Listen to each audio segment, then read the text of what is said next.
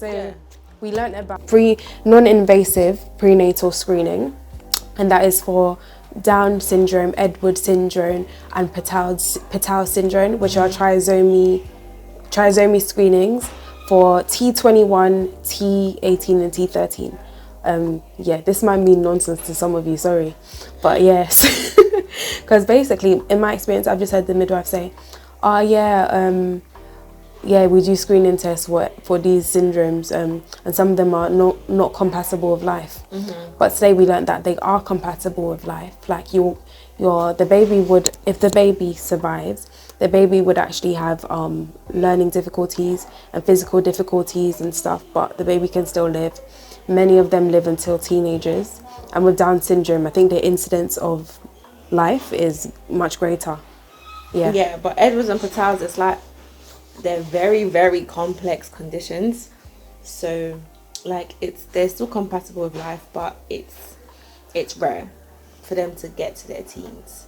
So we don't tell women, well, some people still do, but you shouldn't tell women that it's not compatible with life.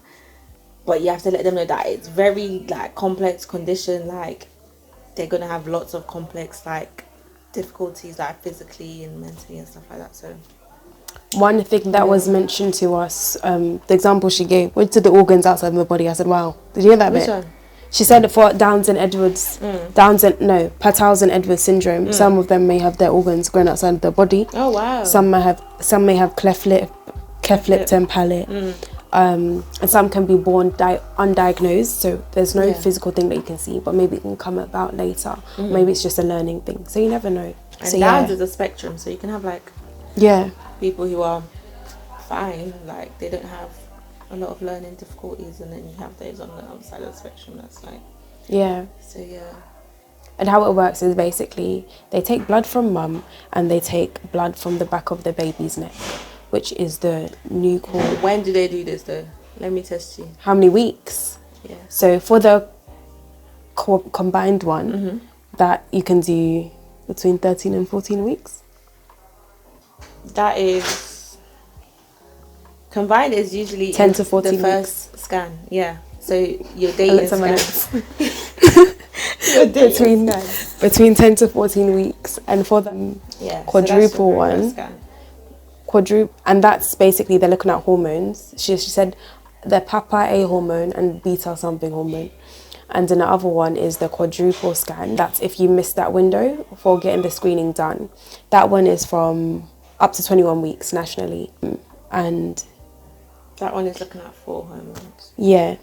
The other one looks at 2, and the quadruple only looks at Downs and Edwards. The other combined does Downs and Edwards and Pataus.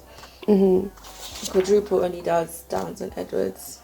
Yeah. And so you get, for combined screening, you have to get a blood test first. The mum has to get a blood test, and that just looks at like hormones and blah blah blah.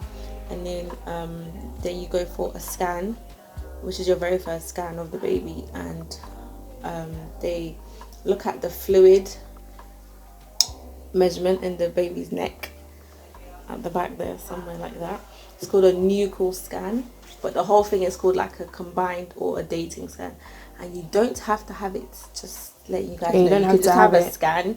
You don't need to have the combined. You don't need to know if your baby has any of the whatever they call it. But some people don't care.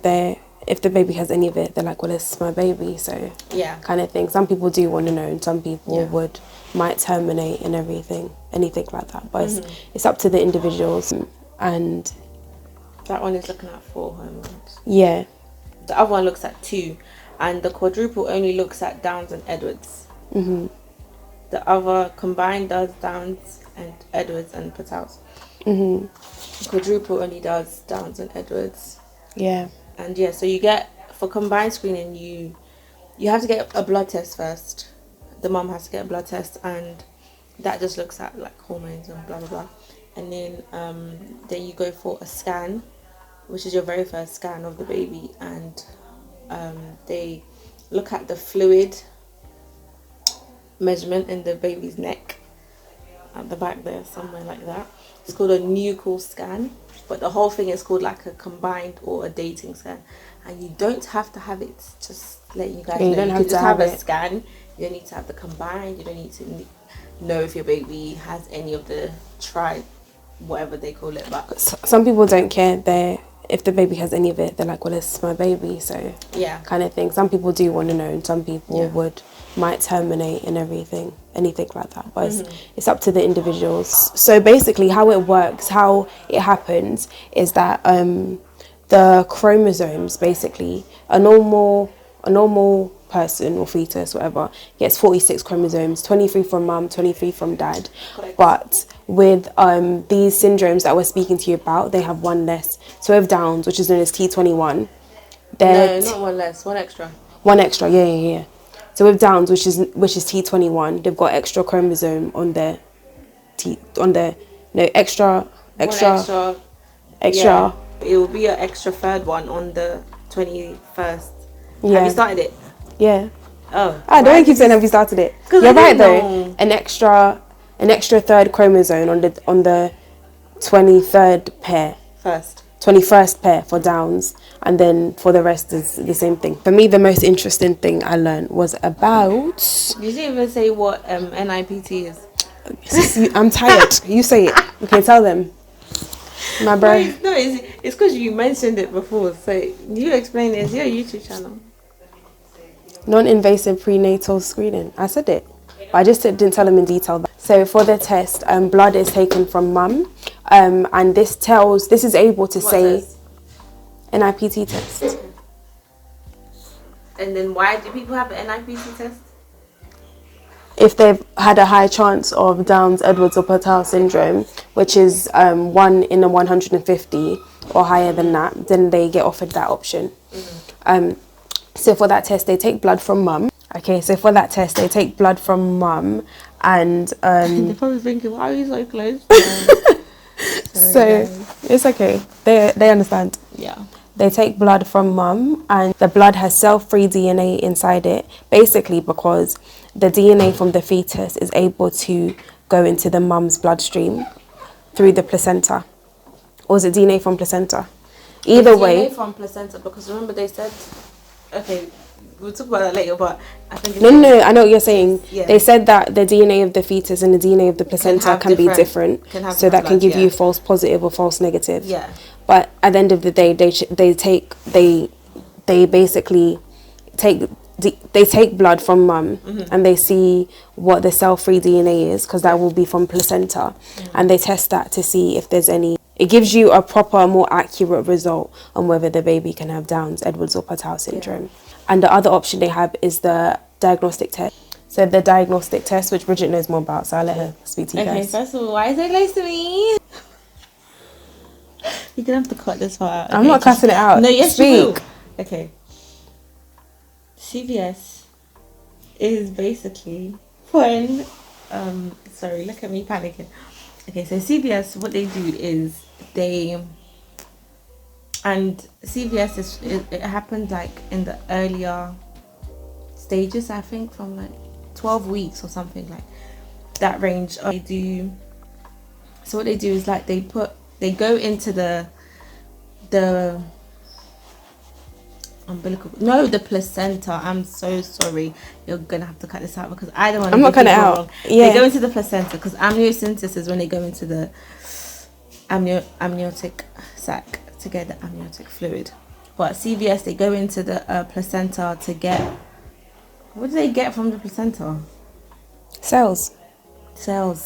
That's it. To analyze it, and it gives you 100% certainty if the baby has T21, 18 or 13, which are Downs, Edwards and Pataus. I was so tired. Look, they sample the needle on mum's tiny in mum's tummy under an ultrasound scan to see where the placenta is. Yeah, that's how it works. This has to be done by like a consultant under an ultrasound scan. It's not cute.